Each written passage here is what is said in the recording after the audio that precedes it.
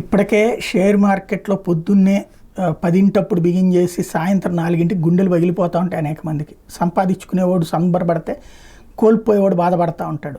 ఒకరోజు సంబరం, ఓ రోజు బాధ, సైకలాజికల్ ప్రెషర్. ఇక ఇప్పుడు 24 గంటలు ఉంటుందంట.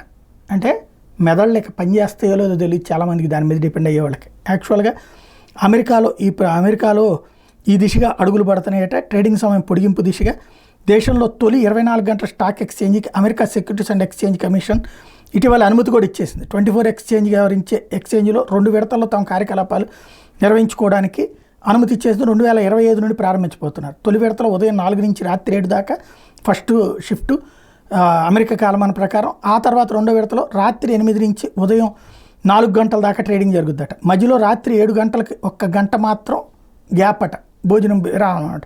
24 గంటల ట్రేడింగ్ అని చెప్తున్న రోజు మొత్తం మీద 23 గంటల పాటు ట్రేడింగ్ జరుగుతుంది. ఇదే భారతదేశంలో కూడా ఇట్లాంటి ప్రపోజలే తీసుకొచ్చారట.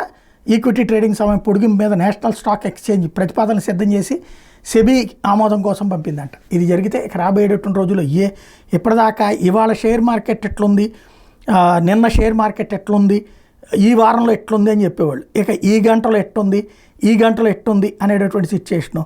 దాంతో ధర ఎప్పుడు పడుతుందో తెలియదు, ఏ గంటలో పడుతుందో తెలియదు, ఏ గంటలో తగ్గుతుందో తెలియదు, పెరుగుతుందో తెలియదు. ఆ స్టేజీలు వచ్చేస్తే పిచ్చెక్కిపోతుంది జనాలకి.